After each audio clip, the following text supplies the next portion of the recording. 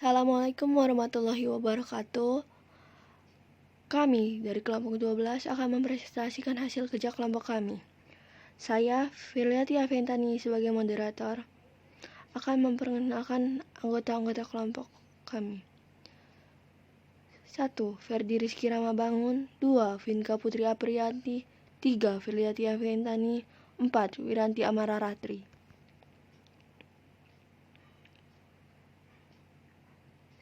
Kasus Mind Blowing dan Phineas Gates. Pada tahun 1848, Phineas Gates, seorang mandor konstruksi berusia 25 tahun untuk Rutland dan Burlington Railroad, menjadi korban kecelakaan tragis. Gates adalah orang yang bertanggung jawab atas ledakan itu. Ia bertugas membuat lubang di batu, menuangkan bubuk mesiu ke dalam setiap lubang, menutupinya dengan pasir, dan merapikan material itu dengan besi tamping besar sebelum meledakannya dengan sekring.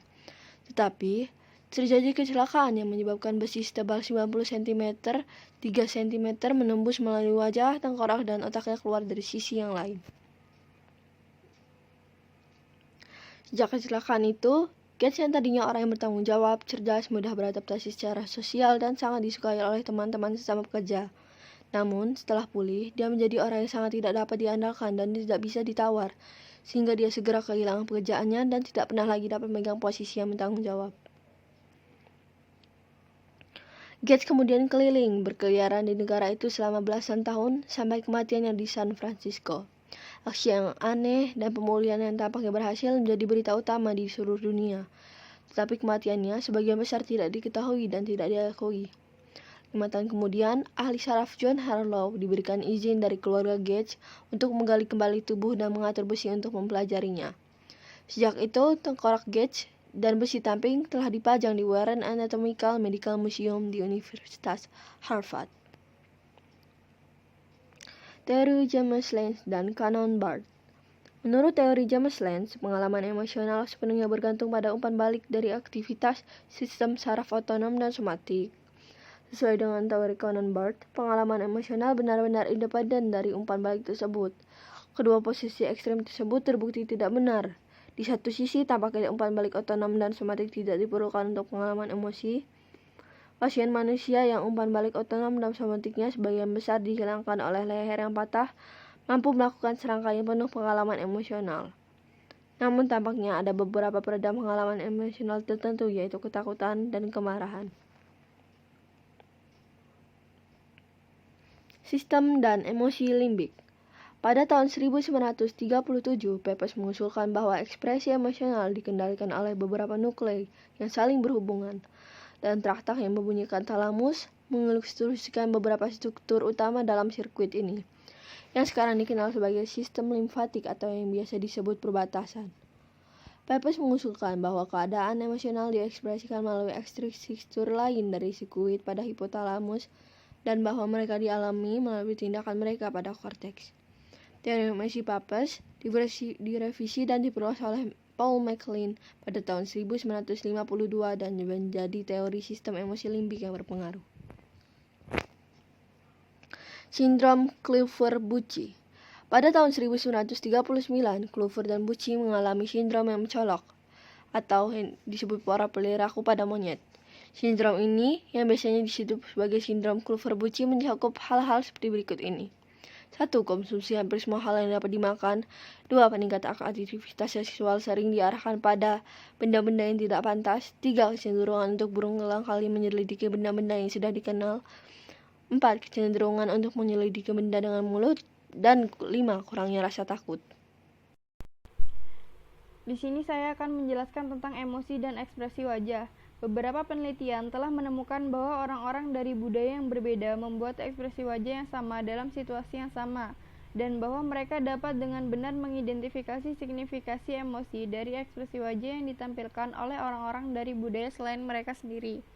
Ekman dan Friesen menyimpulkan bahwa ekspresi wajah dari 6 emosi berikut adalah yang utama, yaitu kejutan, kemarahan, kesedihan, jijik, ketakutan, dan kebahagiaan.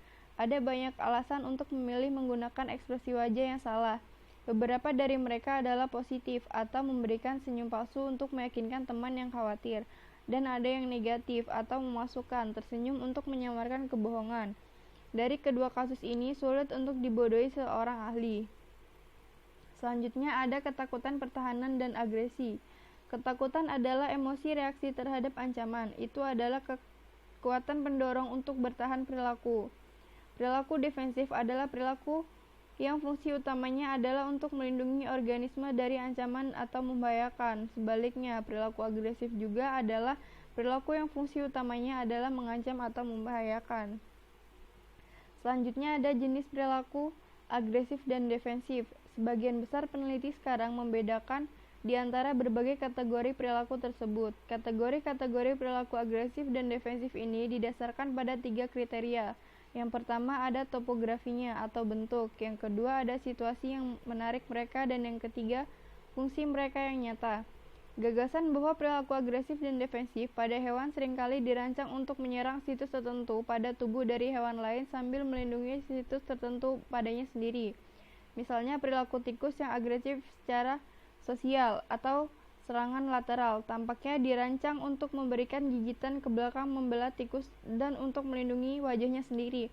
Itu kemungkinan target serangan defensif. Sebaliknya, sebagian besar manuver tikus yang membela atau tinju dan berputar tampaknya dirancang untuk melindungi situs target di punggungnya. Penemuan bahwa perilaku agresif dan defensif terjadi pada berbagai spesies stereotip untuk formulir adalah langkah pertama yang diperlukan dalam identifikasi basis saraf mereka, karena berbagai kategori perilaku agresif dan defensif dimediasi oleh sirkuit saraf yang berbeda. Sedikit kemajuan yang dibuat dalam mengidentifikasi sirkuit ini sebelum kategori pertama kali digunakan. Selanjutnya ada agresi dan testosteron. Perilaku singkat testosteron rilis yang terjadi sekitar kelahiran pada laki-laki genetik adalah berpikir untuk mengatur sistem saraf mereka di sepanjang garis maskulin, dan karenanya untuk menciptakan potensi bagi pola laki-laki dari agresi sosial untuk diaktifkan oleh yang tinggi kadar testosteron yang ada setelah pubertas. Selanjutnya, Soma dan rekan-rekannya telah meninjau ekstensif literatur penelitian komparatif pada testosteron dan agresi. Inilah kesimpulan utamanya. Yang pertama, testosteron meningkatkan agresi sosial pada pria dari banyak spesies. Agresi sebagian besar dihapuskan oleh pengebirian dalam spesies yang sama ini.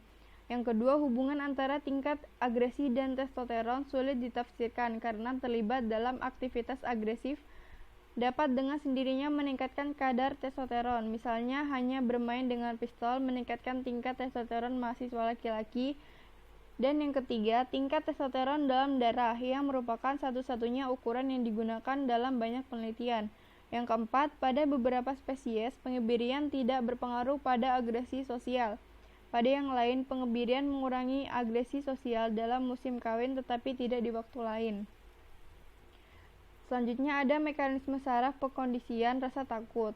Banyak dari apa yang kita ketahui tentang mekanisme saraf ketakutan berasal dari studi tentang pengkondisian rasa takut. Takut pengkondisian adalah pembentukan rasa takut dalam menanggapi stimulus netral sebelumnya atau stimulus bersyarat oleh menyajikannya biasanya beberapa kali sebelum pengiriman stimulus permusuhan atau stimulus tanpa syarat.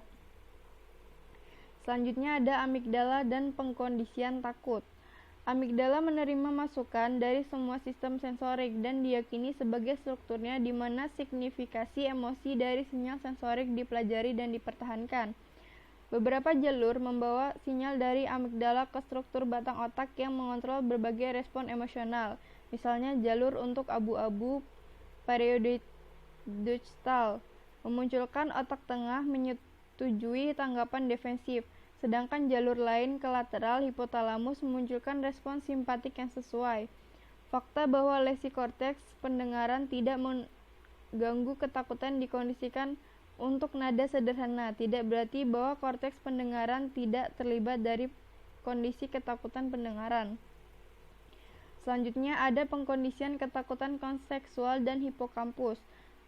Pengkondisian rasa takut kontekstual telah diproduksi di internet laboratorium dengan 2 cara. Pertama, telah diproduksi oleh prosedur pengkondisian rasa takut konvensional yang baru saja dilakukan dibahas, misalnya jika tikus berulang kali menerima kejutan elektrik setelah stimulus bersyarat seperti nada tikus akan menjadi takut akan korteks pekondisian atau ujian ruang, serta nada. Kedua, kondisi ketakutan konseptual telah dihasilkan dengan memberikan rangsangan permusuhan dalam korteks tertentu, tapi adanya yang lain stimulus bersyarat. Misalnya, jika tikus menerima guncangan di ruang uji yang berbeda, tikus akan menjadi takut akan kamar itu. Selanjutnya, saya akan menjelaskan tentang mekanisme otak emosi manusia. Kita masih tidak tahu bagaimana otak mengontrol pengalaman atau ekspresi emosi, atau bagaimana otak menginterpretasikan emosi pada orang lain. Tetapi kemajuan telah dibuat. Masing-masing bagian berikut menggambarkan bidang kemajuannya. Yang pertama ada neuroscience emosi kognitif. Neuroscience kognitif saat ini merupakan pendekatan dominan yang digunakan untuk mempelajari mekanisme otak emosi manusia. Aktivitas otak yang terkait dengan setiap emosi manusia berbeda-beda. Hampir selalu ada aktivitas dalam korteks motorik dan sensorik yang mengalami emosi atau bergairah dengan seseorang yang mengalami emosi. Pola aktivitas otak yang serupa cenderung direkam ketika seseorang mengalami emosi, membayangkan emosi itu, atau melihat orang lain mengalami itu. Selanjutnya ada amigdala dan emosi manusia. Fungsi amigdala manusia lebih umum, meskipun amigdala manusia tampaknya merespon paling kuat terhadap rasa takut. Mereka juga merespon emosi lain. Amigdala tampaknya memainkan peran dalam kinerja setiap tugas dengan komponen emosional, baik positif ataupun negatif. Selanjutnya ada lobus prefrontal medial dan emosi berinteraksi dengan amigdala. Bagian medial dari lobus prefrontal adalah situs interaksi emosi kognitif yang telah menerima banyak perhatian. Studi pencitraan otak fungsional telah menemukan bukti aktivitas di lobus prefrontal medial ketika reaksi emosi ditekan atau dievaluasi kembali secara kognitif. Lobus prefrontal medial aktif ketika kedua paradigma ini digunakan, dan mereka tampaknya mengerahkan. Selanjutnya ada lateralisasi emosi. Ada bukti yang menunjukkan bahwa fungsi emosional adalah lateralized, yaitu belahan otak kiri dan kanan khusus untuk melakukan fungsi emosional yang berbeda. Bukti ini telah menyebabkan beberapa teori dari lateralisasi otak. Berikut ini adalah dua yang paling menonjol. Yang pertama, model belahan kanan dari lateralisasi otak menyatakan bahwa belahan kanan khusus untuk semua aspek pemrosesan emosional, seperti persepsi, ekspresi, dan pengalaman emosi. Yang kedua ada model valensi, mengusulkan bahwa belahan kanan khusus untuk memproses emosi negatif dan belahan kiri khusus untuk memproses emosi positif. Pendekatan lain untuk mempelajari lateralisasi emosi didasarkan pada pengamatan asimetri ekspresi wajah. Pada kebanyakan orang, setiap ekspresi wajah dimulai di sisi kiri wajah dan ketika sepenuhnya ekspresikan lebih jelas di sana, yang menyiratkan dominasi belahan kanan untuk ekspresi wajah. Hebatnya, asimetri yang sama dari ekspresi wajah telah didokumentasikan pada monyet. Selanjutnya, ada mekanisme syaraf emosi manusia. Itu menggunakan perspektif pada saat ini. Hasil studi pencitraan otak telah menempatkan amigdala dan medial prefrontal cortex ke dalam perspektif. Berikut ini ada 4 poin pentingnya. Yang pertama, situasi emosional menghasilkan peningkatan aktivitas otak yang luas, tidak hanya pada amigdala dan korteks prefrontal. Yang kedua, semua area otak yang diaktifkan oleh rangsangan emosional juga diaktifkan selama proses psikologis lainnya. Yang ketiga, ada Tidak ada struktur otak yang selalu dikaitkan dengan emosi tertentu. Yang keempat, ada stimulus emosional yang sama sering mengaktifkan area yang berbeda pada orang yang berbeda. Selanjutnya ada respons stres. Hans Selye pertama kali menggambarkan respons stres pada tahun 1950-an dan ia menekankan sifat ganda. Dalam jangka pendek, ini menghasilkan perubahan adaptif yang membantu hewan merespons stres dalam jangka panjang. Bagaimanapun itu, menghasilkan perubahan yang maladatif. Selanjutnya ada stres dan kesehatan. Ketika tubuh terpapar pada bahaya atau ancaman, kelompok perubahan fisiologis yang secara umum disebut sebagai respons stres atau sekadar stres. Semua stresor menghasilkan pola inti yang sama dari perubahan fisiologis, baik psikologis atau fisik, namun itu adalah tekanan psikologis kronis yang paling sering terlibat dalam kesehatan yang buruk. Yang merupakan fokus dari modul ini, ada bukti bagus bahwa semua jenis pemicu stres psikologis yang umum seperti kehilangan pekerjaan, mengikuti ujian akhir, dan mengakhiri hubungan bertindak sebagai pemicu stres. Lalu ada gangguan psikosomatik atau gangguan kasus radang lambung. Ketertarikan pada efek patologis dari stres telah meningkat karena para peneliti telah mengidentifikasi semakin banyak gangguan psikomatik atau gangguan medis di mana faktor psikologis memainkan peran kausal. Begitu banyak efek buruk stres pada kesehatan telah didokumentasikan bahwa sekarang lebih masuk akal untuk memikirkan sebagian besar, jika tidak semua, gangguan medis sebagai psikomatik. Radang lambung adalah salah satu gangguan medis yang pertama yang diklasifikasikan sebagai psikomatik. Tukak lambung adalah lesi yang menyakitkan pada lapisan lambung dan duodenum, yang dalam kasus ekstrim dapat mengancam jiwa. Dikatakan bahwa bakteri Helicobacter pylori bertanggung jawab untuk semua kasus tukak lambung. Tukak lambung lebih sering terjadi pada orang yang hidup dengan situasi stres, dan pemicu stres dapat menghasilkan tukak lambung pada hewan laboratorium.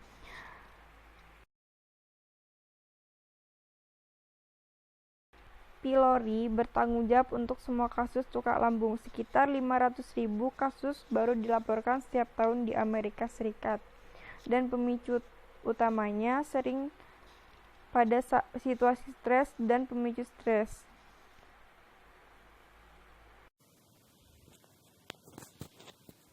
Baik, selanjutnya, stres, sistem kekebalan, dan otak.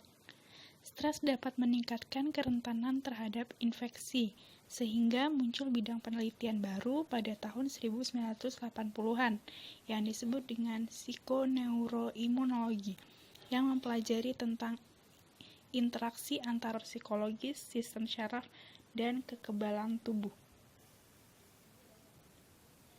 Sistem kekebalan bawaan, di mana tubuh memiliki 4 garis pertahanan. Pertama, kekebalan perilaku. Manusia akan menghindari kontak dengan individu yang memiliki gejala penyakit, karena tubuh mereka akan lebih agresif terhadap tanda-tanda infeksi pada orang lain. Kedua, pertahanan permukaan.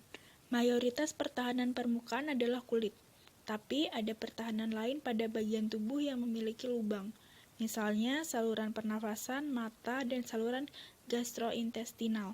Ada mekanisme lain seperti batuk, bersin, air mata, dan mukus. Ketiga, sistem imun bawaan. Komponen pertama dari reaksi imun dan bereaksi sangat cepat. Reaksi pertama sistem kekebalan bawaan terhadap patogen adalah peradangan yang dipicu zat kimia yang rusak. Keempat, fagositosis yang dianggap sebagai salah satu reaksi kekebalan pertama yang berevolusi. Adaptasi sistem kekebalan. Sistem kekebalan tubuh beradaptasi berbeda dengan sistem kekebalan bawaan dalam 4 hal.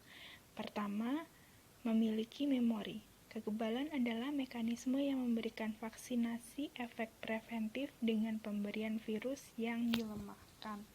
Jadi, vaksinasi merupakan pemberian virus yang telah dilemahkan, sehingga jika virus menyerang, sistem kekebalan telah beradaptasi dan siap untuk menyerang. Kedua, lebih lambat. Reaksi kekebalan membutuhkan waktu lama untuk memunculkan sepenuhnya. Ketiga, spesifik. Bereaksi pada antigen tertentu. Keempat, berevolusi atau berkembang. Dampak stres terhadap fungsi kekebalan. Dua peristiwa membantu mengklarifikasi hubungan stres dengan fungsi kekebalan. Pertama, Badai dan Miller menganggap bahwa dampak stres pada fungsi kekebalan tergantung pada jenis stres. Mereka menemukan stresor akut di mana hal tersebut terjadi selama 100 menit, contohnya berbicara di hadapan umum, kompetisi atletik, pertunjukan musik. Justru meningkatkan fungsi kekebalan tubuh, sedangkan stresor yang kronis, contohnya merawat kerabat yang sakit, mengalami pengangguran akan sangat merugikan. Kedua, permukaan timbal balik oleh sitosin dalam kekebalan bawaan. Respon yang dipicu oleh peradangan jangka pendek membantu memerangi infeksi, sedangkan pelepasan sitosin jangka panjang berkaitan dengan konsekuensi kesehatan. Pada slide sebelumnya, dalam sistem kekebalan mengatakan bahwa reaksi pertama sistem kekebalan bawaan terhadap patogen adalah peradangan. Peradangan sendiri terjadi karena sumsum tulang yang terdiri dari sel darah merah dan sel darah putih, di mana ada beberapa jenis sel darah putih, yakni basofil, eosinofil, neutrofil, serta monosit dan limfosit. Limfosit memiliki sel T dan B yang membentuk antibodi. Saat antigen terdeteksi, antigen akan berikatan dengan antibodi dan memicu pengeluaran sitosin. Sitosin akan memberikan sinyal pada leukosit, maka leukosit akan memfagosit antigen, sehingga terjadi peradangan tersebut. Jika peradangan ini terjadi dalam jangka pendek, maka hal tersebut akan memerangi infeksi. Sedangkan jika pelepasan sitosin dalam jangka panjang, maka akan berkonsekuensi terhadap kesehatan. Stres mempengaruhi fungsi kesehatan.